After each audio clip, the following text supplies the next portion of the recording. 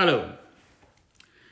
ഏത് തരത്തിലുള്ള ചികിത്സയാണ് ഹൃദ്രോഗത്തിന് ഏറ്റവും നല്ലത് എന്നുള്ളത് എല്ലാവരും ചിന്തിക്കാറുള്ള ഒരു സംഭവമാണ്. അതിന് ഒറ്റ ഉത്തരമില്ല. സാധാരണഗതിയിൽ ഡയറ്റ്, എക്സർസൈസ്, വെയ്റ്റ് റിഡക്ഷൻ എങ്ങനെയുള്ള കാര്യങ്ങളൊക്കെ ചെയ്തതിന് ശേഷം പ്രധാനമായും 3 തരത്തിലാണ് ഹൃദ്രോഗങ്ങൾക്ക് ചികിത്സ. 1 medications, 2 angioplasty and stent, 3 open heart surgery. Medication എന്ന് പറയുമ്പോൾ എല്ലാ ആളുകൾക്കും മെഡിക്കേഷൻ വേണ്ടിവരും. അത് സ്റ്റെൻറ്റ് ചെയ്താലും വേണ്ടിവരും, ഓപ്പൺ ഹാർട്ട് സർജറി ചെയ്താലും ഈ മെഡിക്കേഷൻ വേണ്ടിവരും. സാധാരണഗതിയിൽ നമ്മൾ ഉപയോഗിക്കുന്ന medication nitroglycerine, aspirin, blood thinning medication, beta blockers, calcium blockers, cholesterol lowering medication, പിന്നെ റെനെക്സ എന്ന ഒരു മെഡിക്കേഷൻ ഉണ്ട്. അത് ഈ കൊറോണറി ആർട്ടറിയുടെ ഇൻസൈഡിലുള്ള എൻഡോത്തീരിയത്തിൽ പോയി പ്രവർത്തിച്ച് അവിടെ വേസോ ഡിലറ്റേഷൻ, ആ രക്തധമനികളെ വികസിപ്പിക്കുന്ന ഒരു ഫങ്ഷൻ ഉള്ള ഒരു മെഡിക്കേഷനാണ് റെനെക്സ. അത് നൈട്രിക് ഓക്സൈഡ് വഴിയാണ് അത് ചെയ്യുന്നത്. പിന്നെ വേറെ മെഡിക്കേഷനുണ്ട് എൻട്രസ്റ്റോ, ഹാർട്ട് ഫെയിലിയർ ഉള്ളപ്പോൾ ഹോസ്പിറ്റലൈസേഷൻ കുറയ്ക്കാനും ഒക്കെ ഉപയോഗിക്കുന്ന. അങ്ങനെ 8-10 തരത്തിലുള്ള മെഡിക്കേഷനുണ്ട്. ഇനിയിപ്പോൾ രണ്ടാമത്തെ തരത്തിലുള്ള ചികിത്സയാണ് ആൻജിയോപ്ലാസ്റ്റി ഓർ സ്റ്റെൻറ്റ്. ആൻജിയോപ്ലാസ്റ്റി വളരെ ലഘുവായിട്ട് വിവരിച്ചാൽ ഒരു ബ്ലഡ് വെസൽ, അതായത് ഇവിടം മുതൽ ഇവിടം വരെ നീളമുള്ള ഒരു ബ്ലഡ് വെസലിൻ്റെ ഏകദേശം പൂർവ്വഭാഗത്തിലോ മധ്യഭാഗത്തിലോ ഉത്തരഭാഗത്തിലോ എവിടെയെങ്കിലും ഒരു സ്റ്റെനോസിസ്, അതായത് ഒരു ബ്ലോക്കേജ് ഉണ്ടെങ്കിൽ ആ ബ്ലോക്കേജിൻ്റെ അകത്ത് പോയി ഒരു മെറ്റാലിക് മെഷ് വയർ വച്ചിട്ട് ആ മെറ്റാലിക് മെഷ് വയർ എക്സ്പാൻഡ് ചെയ്യുമ്പോൾ ആ ഭാഗത്തെ ബ്ലോക്കേജ് അമീലിയോറേറ്റ് ചെയ്യും, ഇല്ലാതാവും. അങ്ങനെ ഈ ബ്ലോക്കേജ് ഇല്ലാതാക്കുന്ന അല്ലെങ്കിൽ കുറയ്ക്കുന്ന ആ പ്രക്രിയയാണ് സ്റ്റെൻറ്റ് എന്ന് പറയുന്നത്. സ്റ്റെൻറ്റിന് പ്രശ്നങ്ങളുണ്ട്. 1, അപാരമായ കാൽസിഫിക്കേഷൻ ഉണ്ടെങ്കിൽ സ്റ്റെൻറ്റ് നല്ലതല്ല. ഡയബറ്റിസ് ഉണ്ടെങ്കിൽ സ്റ്റെൻറ്റ് നല്ലതല്ല. റീനൽ ഫെയിലിയർ ഉണ്ടെങ്കിൽ സ്റ്റെൻറ്റ് നല്ലതല്ല. വളരെ ചെറിയ ആർട്ടറികളാണെങ്കിൽ സ്റ്റെൻറ്റ് നല്ലതല്ല. വളരെ വലിയ ആർട്ടറികളാണെങ്കിൽ സ്റ്റെൻറ്റ് നല്ലതല്ല. അപാരമായ വളവും തിരിവും ഒക്കെ ഉണ്ടെങ്കിൽ സ്റ്റെൻറ്റ് നല്ലതല്ല. പിന്നെ ബൈഫർക്കേഷൻ, കവരപ്പ്, ഒരു ആർട്ടറി 2ആയിട്ട് തിരിയുന്ന കവരകളൊക്കെ ഉണ്ടെങ്കിൽ സ്റ്റെൻറ്റ് നല്ലതല്ല. അപ്പോൾ സ്റ്റെൻറ്റിന് വളരെയേറെ പരിമിതികളുണ്ട്. അത് നമ്മൾ മനസ്സിലാക്കിയിരിക്കണം. എല്ലാ ബ്ലോക്കുകൾക്കും സ്റ്റെൻറ്റുകൾ ഉപയോഗിക്കാൻ സാധ്യമല്ല. പിന്നെ വെയിൻ ഗ്രാഫ്റ്റ്, അതിനെപ്പറ്റി ഞാൻ കുറച്ച് കഴിയുമ്പോൾ കുറച്ചുകൂടെ പറയാം. വെയിൻ എന്ന് പറയുന്നത് നീല രക്തധമനികളാണ്. കാലിൽ നിന്നും രക്തം ഹൃദയത്തിലേക്ക് കൊണ്ടുവരുന്ന മൊട്ടപ്പാഴയുടെ അത്രയും മാത്രം കട്ടിയുള്ള ഒരുതരം രക്തധമനികളാണ് നീല രക്തധമനികൾ. ഈ നീല രക്തധമനികളെയാണ് വെയിൻ എന്ന് വിളിക്കുന്നത്. അപ്പോൾ ഈ വെയിൻ ഗ്രാഫ്റ്റിൽ ഒരു ബ്ലോക്കേജ് ഉണ്ടായാൽ അവിടെയും സ്റ്റെൻറ്റ് അത്ര നല്ലതല്ല. പിന്നെ 3ാമത്തെ ചികിത്സാ രീതിയാണ് open heart surgery. Open heart surgery ചുരുക്കി പറഞ്ഞാൽ ഒരു ആർട്ടറിയിൽ, അതായത് ഉദാഹരണമായിട്ട് point A two point B എന്ന് പറയുന്ന ഈ ആർട്ടറിയുടെ മധ്യത്തിൽ പോയിൻറ്റ് സിയിൽ ഒരു ബ്ലോക്കേജ് ഉണ്ട് എന്നിരിക്കട്ടെ. A C B, point A beginning, point B C blockage, point B at the other end. ഈ എയുടെ ഭാഗത്തു നിന്നും ബിയുടെ ഭാഗത്തേക്ക് സിയെ ബൈപ്പാസ് ചെയ്തിട്ടൊരു കോൺഡ്യൂട്ട്, ഒരു ട്യൂബ് വയ്ക്കുന്നതാണ് ബൈപ്പാസ് ഗ്രാഫ്റ്റ്. അതായത് ഈ ബ്ലഡ് വെസലിൻ്റെ മധ്യത്തിലുള്ള ബ്ലോക്കേജിനെ ബൈപ്പാസ് ചെയ്തിട്ട് അതിൻ്റെ പൂർവ്വഭാഗത്തു നിന്നും ഉത്തരഭാഗത്തേക്ക് ഒരു കോൺഡ്യൂട്ട്, ഒരു കുഴൽ വയ്ക്കുന്നതാണ് ബൈപ്പാസ് ഗ്രാഫ്റ്റ് സർജറി. ഈ ബൈപ്പാസ് ഗ്രാഫ്റ്റ് സർജറിക്ക് വേണ്ടി നാം ഉപയോഗിക്കുന്നത് 1, കാലിൽ നിന്നും നീല രക്തധമനികൾ ശേഖരിച്ച്, അതായത് വെയിൻ ശേഖരിച്ച്, ഞാൻ മുമ്പ് പറഞ്ഞതുപോലെയുള്ള ഈ ബ്ലോക്കേജിൻ്റെ പോയിൻ്റ് എയിൽ നിന്നും പോയിൻ്റ് ബിയിലേക്ക് ബൈപ്പാസ് ചെയ്യുക, വീനസ് ബൈപ്പാസ്. അതിന് പ്രശ്നങ്ങളുണ്ട്, അത് ഞാൻ ഉടനെ തന്നെ പറയാം. ഈ വെയിൻ എന്ന് പറയുന്നത് വളരെ ലോ ബ്ലഡ് പ്രഷറിലുള്ള വളരെ ലോ ബ്ലഡ് പ്രഷർ മാത്രം കൈകാര്യം ചെയ്യാൻ ശേഷിയുള്ള ഒരു ധമനിയാണ് നീല രക്തധമനി. ഈ നീല രക്തധമനികളിൽ ഒരു 14, 15, 20, 25 മില്ലിമീറ്റർ പ്രഷർ കഴിഞ്ഞാൽ അതെല്ലാം ആകപ്പാടെ ഡീജനറേറ്റ് ചെയ്ത് കട്ടി പിടിച്ച് നാശമായി നശിച്ചു പോകും. അപ്പം അതുകൊണ്ട് ഈ നീല രക്തധമനികൾ വെയിൻ ഗ്രാഫ്റ്റ് ആർട്ടീരിയൽ സൈഡിലേക്ക് നമ്മൾ കൊണ്ടുവന്ന് കുത്തുമ്പോൾ അതിന് പ്രശ്നങ്ങളുണ്ട്. ഒന്നുകൂടെ വിശദമായിട്ട് പറയാം. വെയിൻ ഗ്രാഫ്റ്റുകൾ വളരെ ലോ ബ്ലഡ് പ്രഷർ മാത്രം കൈകാര്യം ചെയ്യാൻ കെൽപ്പുള്ള കോൺഡ്യൂട്ടുകളാണ്, വെസലുകളാണ്. അതിൻ്റെ താങ്ങാൻ പറ്റുന്ന പ്രഷർ 20 മില്ലിമീറ്റർ ആയിരിക്കാം.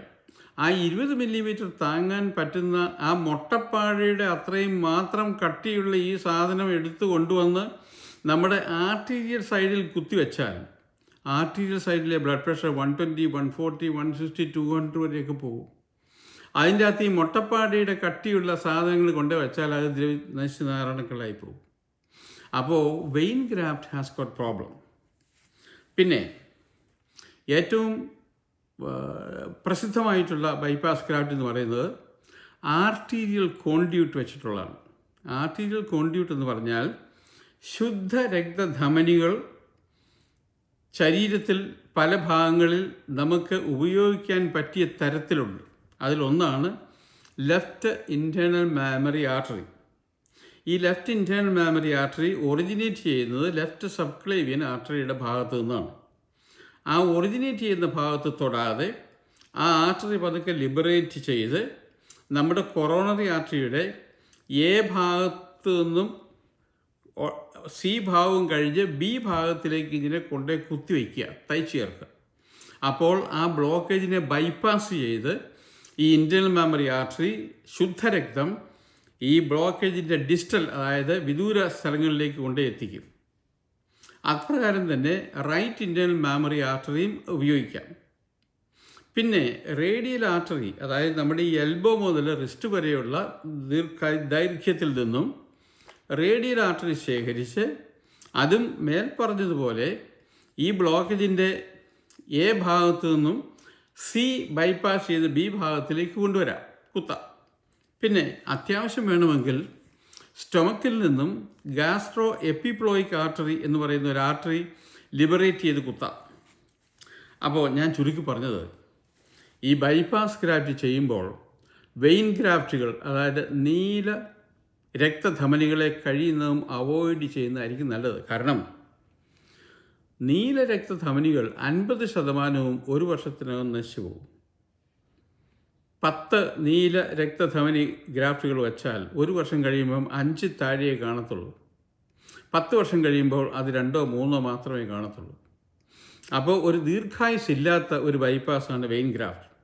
സർവ്വസാധാരണമായ ലോകത്തിൻ്റെ ഒരറ്റം മുതൽ മറ്റേ അറ്റം വരെ ചെയ്യുന്ന ബൈപ്പാസിൻ്റെ കാര്യമാണ് ഞാനീ പറയുന്നത്. അതിന് ദീർഘായുസില്ല. കഴിയുമെങ്കിൽ അത് അവോയ്ഡ് ചെയ്യണം. 2, കഴിയുമെങ്കിൽ ഇൻറ്റേർണൽ മെമ്മറി ആർട്ടറികൾ മാത്രം ചെയ്യുക. പക്ഷേ എല്ലായിടത്തും കുത്തിവയ്ക്കാൻ മാത്രമുള്ള ഇൻറ്റേർണൽ മെമ്മറി ആർട്ടറി നമുക്കില്ല. അപ്പോൾ അതിന് വേറൊരു മാർഗത്തിലേക്ക് വീണ്ടും പോകേണ്ടിയിരിക്കുന്നു. അതിലേക്ക് ഞാനിപ്പോൾ ഉടനെ വരാം. ഏറ്റവും നല്ല ബൈപ്പാസ് എന്ന് പറയുന്നത് സ്റ്റെൻറ്റ് വയ്ക്കാൻ പറ്റിയ സ്ഥലങ്ങളിൽ സ്റ്റെൻറ്റും ആർട്ടീരിയൽ കോൺഡ്യൂട്ട് വയ്ക്കാൻ പറ്റിയ സ്ഥലങ്ങളിൽ മാത്രം ആർട്ടീരിയൽ കോൺഡ്യൂട്ടും വയ്ക്കുന്ന ബൈപ്പാസ് സർജറിയാണ്. ഇതല്പം ദുരൂഹമായ ഒരു വിഷയമായതുകൊണ്ട് ഞാൻ ഒന്നും കൂടി പറയാം. കഴിയുന്നതും നീല രക്തധമനികൾ ഒഴിവാക്കുക. കഴിയുന്നതും arterial conduit, internal memory artery right സൈഡിലോ ലെഫ്റ്റ് സൈഡിലോ റേഡിയലോ ഉപയോഗിക്കുക. ബാക്കിയുള്ള ഭാഗങ്ങളിൽ സ്റ്റെൻറ്റ് വയ്ക്കാൻ ശ്രമിക്കുക. ഇനി കുറച്ചുകൂടി വിശദമായി പറഞ്ഞാൽ, ഒരു വ്യക്തിയെ ആൻജിയോഗ്രാം ചെയ്തപ്പോൾ 5 ബ്ലോക്കേജ് കണ്ടു. ഇവിടെ ലെഫ്റ്റ് സൈഡിൽ മെയിൻ ആർട്ടറിയിൽ ഒരു LADയിൽ ഒരു ബ്ലോക്കേജ്, റൈറ്റ് സൈഡിലൊരു ബ്ലോക്കേജ്, പിന്നെ 3 ബ്ലോക്കേജ്. ആദ്യമേ അയാൾക്ക് ബൈപ്പാസ് ഗ്രാഫ്റ്റ് ചെയ്യുക. അതായത് ഇൻറ്റേർണൽ മെമ്മറി എടുത്തു കൊണ്ടുവന്ന് ലെഫ്റ്റ് സൈഡിൽ വെച്ചു, ലെഫ്റ്റ് ഇൻറ്റേർണൽ മെമ്മറി എടുത്ത് ലെഫ്റ്റ് സൈഡിൽ വെച്ചു, റൈറ്റ് ഇൻറ്റേർണൽ മെമ്മറി എടുത്ത് റൈറ്റ് സൈഡിൽ വെച്ചു. അതിനുശേഷം അവനെ വീട്ടിൽ വിടുക. 2 ആഴ്ചയ്ക്ക് ശേഷം തിരിച്ചു കൊണ്ടുവന്നിട്ട് ആൻജിയോഗ്രാം വീണ്ടും ചെയ്യുക. ആൻജിയോഗ്രാം വീണ്ടും ചെയ്യുമ്പോൾ വേറെ 3 ബ്ലോക്കേജുകൾ എവിടെയെങ്കിലും ഉണ്ട്. അവിടെയെല്ലാം മെഡിക്കേറ്റഡ് സ്റ്റെൻറ്റുകൾ വയ്ക്കുക. അങ്ങനെ ഒരു ഹൈബ്രിഡ് പരസ്പരം ബോധ്യത്തോടുകൂടി സാധ്യതയോടുകൂടി ചെയ്യുന്ന ഒരു സർജറിയാണ് ഹൈബ്രിഡ് സർജറി. ഹൈബ്രിഡ് സർജറിയിൽ ഇൻറ്റേർണൽ മാമറി ആർട്ടറിയും സ്റ്റെൻറ്റുകളും സമന്വയിപ്പിച്ച് ബൈപ്പാസ് ഗ്രാഫ്റ്റ് ചെയ്യണം. ഇത്തരം ഹൈബ്രിഡ് ലബോറട്ടറികൾ ലോകത്തിൽ തന്നെ വളരെ വിരളമാണ്. അമേരിക്കയിൽ മേയോ ക്ലിനിക്കിൽ ഇത്തരം ഹൈബ്രിഡ് സർജറികൾ ചെയ്യുന്നുണ്ട്. ഇനിയിപ്പോൾ ഒരു കാര്യവും കൂടി ഞാൻ പറയാൻ ഉദ്ദേശിക്കുന്നു. അതായത് ഞാൻ മുമ്പേ പറഞ്ഞല്ലോ, കഴിയുമെങ്കിൽ നീല രക്തധമനികൾ നമ്മൾ ഒഴിവാക്കണം, കാരണം അതിന് ലോഞ്ചവിറ്റി ഇല്ല. 2, ബൈപ്പാസ് ഗ്രാഫ്റ്റ് സർജറി ചെയ്യുമ്പോൾ അതിനൊരു വലിയ പ്രശ്നമുണ്ട്. ആ പ്രശ്നം ഇതാണ്. അതായത് ബൈപ്പാസ് സർജറി ചെയ്യുമ്പോൾ ഹൃദയത്തിലുള്ള നീല രക്തം ഒരു ട്യൂബ് വഴി ഒരു യന്ത്രത്തിലേക്ക് കടത്തും. ആ യന്ത്രത്തിൽ വെച്ച് ഈ നീല രക്തം ചുവന്ന രക്തമാക്കി മാറ്റും, ഓക്സിജനേഷൻ നടത്തും. ആ യന്ത്രത്തിൻ്റെ പേര് കാർഡിയോ പൾമണറി ബൈപ്പാസ് മെഷീൻ എന്നാണ്. ഈ മെഷീനിൽ നിന്നും നീല രക്തം ചുവന്ന രക്തമാക്കി മാറ്റിയതിന് ശേഷം വീണ്ടും ഹൃദയത്തിലേക്ക് തിരിച്ചു കൊണ്ടുവന്നിട്ടാണ് ഈ സർക്കുലേഷൻ കംപ്ലീറ്റ് ആക്കുന്നത്. ഈ പ്രക്രിയയിൽ ഒരു വലിയ പ്രശ്നമുണ്ട്. അതായത് ഈ രക്തം ഹൃദയത്തിൽ നിന്നും ഈ യന്ത്രത്തിലേക്ക് കടക്കുമ്പോൾ അപാരമായ ഒരു ഇമ്മ്യൂൺ ഇൻഫ്ലമേറ്ററി റിയാക്ഷൻ ഉണ്ടാകും. ഈ രക്തം ആ യന്ത്രത്തിൻ്റെ മെമ്പറൈൻസുമായിട്ട് ടച്ച് ചെയ്ത് ഉരസിപ്പോകുമ്പോൾ ഒരു റിയാക്ഷൻ ഉണ്ടാകും. ഈ ഇമ്മ്യൂൺ റിയാക്ഷൻ ഏകദേശം 6% ആൾക്കാരിൽ എങ്കിലും ഉണ്ട്. ഈ ഓപ്പൺ ഹാർട്ട് സർജറിയുടെ ഏറ്റവും അക്കിലിസ് ഹീൽസ്, ഏറ്റവും രക്ഷയില്ലാത്ത ഒരു ഭാഗമാണ് ഞാൻ ഇപ്പോൾ ഈ പറയുന്ന ബൈപ്പാസ് ഗ്രാഫ്റ്റ് സർജറിയിൽ നിന്നും ഉണ്ടാകുന്ന ഇമ്മ്യൂൺ റിയാക്ഷൻ. ഈ ഇമ്മ്യൂൺ റിയാക്ഷൻ മുഖാന്തരം അപാരമായ pneumonia, inflammation, renal failure, cerebral inflammation, universal inflammation ഉണ്ടായി ആൾ മരിച്ചു പോകാൻ നല്ല സാധ്യതയുണ്ട്. അപ്പോൾ അതുകൊണ്ട് കഴിയുമെങ്കിൽ ഈ ബൈപ്പാസ് മെഷീൻ ഒഴിവാക്കണം. ഞാൻ മുമ്പേ പറഞ്ഞു, കഴിയുമെങ്കിൽ വെയിൻ ഗ്രാഫ്റ്റുകൾ ഒഴിവാക്കണം. ഇപ്പം ഞാൻ പറയുന്നു, കഴിയുമെങ്കിൽ ഈ ബൈപ്പാസ് മെഷീൻ ഒഴിവാക്കണം. ഈ ബൈപ്പാസ് മെഷീനാണ് ഈ ഹൃദയ ശസ്ത്രക്രിയയിലെ മരണകാരണത്തിൻ്റെ ഏറ്റവും പ്രധാനപ്പെട്ട ഒരു ഭാഗം. സാധാരണഗതിയിൽ ഒരു ആശുപത്രി ചെന്ന് അവരോട് ചോദിക്കുകയാണ്, നിങ്ങളുടെ ഓപ്പൺ ഹാർട്ട് സർജറിക്ക് എത്ര പേര് രക്ഷപ്പെടും എന്ന് ചോദിച്ചാൽ ഒരു ശരി ഉത്തരം കിട്ടാൻ പ്രയാസമാണ്. കാരണം 2 മുതൽ 6 വരെ ശതമാനം ആളുകൾ 30 ദിവസത്തിനകം മരിച്ചിരിക്കും. പാശ്ചാത്യ രാജ്യങ്ങളിൽ ആ മരണനിരക്ക് ഏകദേശം 2.5-3%. അമേരിക്കയിലെ ഏറ്റവും വലിയ കേന്ദ്രങ്ങളിൽ, അതായത് Mayo clinic, Cleveland clinic, John Hopkins, അങ്ങനെയുള്ള സെൻ്ററുകളിലൊക്കെ കാർഡിയാക് ബൈപ്പാസിൻ്റെ മോർട്ടാലിറ്റി റേറ്റ് 2-2.5%. പക്ഷേ മൂന്നാം രാജ്യങ്ങളിൽ, സ്റ്റേറ്റ് രാജ്യങ്ങളിൽ അത് വളരെ കൂടുതൽ, 5, 6, 7, 8 ഒക്കെ വരും. അപ്പോൾ ഇത് വളരെ സങ്കീർണമായ ഒരു വിഷയമായതുകൊണ്ട് ഞാൻ ഒന്നുകൂടി എടുത്തു പറയാൻ ഉദ്ദേശിക്കുകയാണ്. ബൈപ്പാസ് സർജറി ചെയ്യുമ്പോൾ വെയിൻ ഗ്രാഫ്റ്റ് കഴിയുമെങ്കിൽ മാറ്റണം. 2, കഴിയുമെങ്കിൽ കാർഡിയോ പൾമണറി ബൈപ്പാസ് മാറ്റണം. അപ്പോൾ എങ്ങനെയാണ് കാർഡിയോ പൾമണറി ബൈപ്പാസ് ഇല്ലാതെ ഓപ്പൺ ഹാർട്ട് സർജറി ചെയ്യുന്നത്? അതിൻ്റെ പേരാണ് surgery on a beating heart. തുടിക്കുന്ന ഹൃദയത്തിൽ ശസ്ത്രക്രിയ ചെയ്യുന്നതാണ് ബീറ്റിംഗ് ഹാർട്ട്. ഇപ്പോഴത്തെ ഈ പുതിയ പിള്ളേരൊക്കെ, ഈ പഠിക്കുന്നവരൊക്കെ ഇത് പഠിക്കുന്നതാണ്, ചെയ്യാവുന്നതാണ്. പക്ഷേ നല്ല പരിചയസിദ്ധി വേണം. അത് എങ്ങനെയാണ് എന്ന് ചോദിച്ചാൽ, ഈ ഇൻറ്റേർണൽ മാമറി ആർട്ടറി ഈ ലെഫ്റ്റ് സൈഡിലുള്ള LADയിൽ കുത്തുന്ന സമയത്ത് ഹാർട്ട് മുഴുവനും നിർത്തുന്നില്ല, ഹാർട്ട് തുടിച്ചുകൊണ്ടിരിക്കും. ആ തുടിച്ചുകൊണ്ടിരിക്കുന്ന ഹാർട്ടിൻ്റെ ഒരു ഭാഗത്ത് ഒരു ക്ലിപ്പിട്ടിട്ട് ഒരു ചെറിയ ഏരിയ ഉണ്ടാക്കി ആ ചെറിയ ഏരിയയിൽ LAD എന്ന് പറയുന്ന ബ്ലഡ് വെസൽസിനെ കൊണ്ടുവന്ന് അവിടെ ബൈപ്പാസ് ചെയ്യുന്ന ആ പ്രക്രിയയാണ് ബീറ്റിംഗ് ഹാർട്ട് സർജറി. അപ്പോൾ ചുരുക്കി പറഞ്ഞാൽ, ഓപ്പൺ ഹൃദ്രോഗത്തിൻ്റെ ഏറ്റവും നല്ല ചികിത്സ ഹൈബ്രിഡ് സർജറിയാണ്. മെഡിക്കേഷൻ അല്ലെങ്കിൽ ഹൈബ്രിഡ് സർജറി.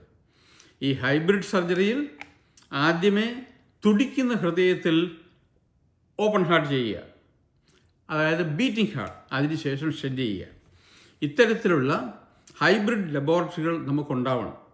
ഹൈബ്രിഡ് ലബോറട്ടറികൾ ഉണ്ടായാൽ ഹൃദ്രോഗത്തിൻ്റെ മോർട്ടാലിറ്റി, മോർബിഡിറ്റി കുറയും. അതിൻ്റെ സർജറി ചെയ്താൽ അതിൻ്റെ ലോഞ്ചിവിറ്റി കൂടും. ഞാൻ ഈ പറഞ്ഞ 5-8 മിനിറ്റ് നേരത്തെ ഈ വീഡിയോ വളരെ സങ്കീർണമായതുകൊണ്ടും ഇതിൽ വളരെ ഏറെ കാര്യങ്ങൾ ഞാൻ പറയാൻ ശ്രമിച്ചിട്ടുള്ളതുകൊണ്ടും ഒരു ഡോക്ടർമാർക്കും നേഴ്സുമാർക്കും പോലും മനസ്സിലാക്കാൻ അല്പം പ്രയാസമുള്ള ഒരു വിഷയമായതുകൊണ്ടും നിങ്ങൾ ഈ വീഡിയോ 2-3 പ്രാവശ്യം കണ്ട് ഇത് മനസ്സിലാക്കണം. ചുരുക്കി പറഞ്ഞാൽ the best treatment for coronary artery disease is medication plus hybrid open heart surgery. Hybrid open heart surgery is putting internal mammary artery on the left anterior, putting lemur on LAD and the remaining segments by medicated stents. Thank you. Please share this video with interested people. Good day.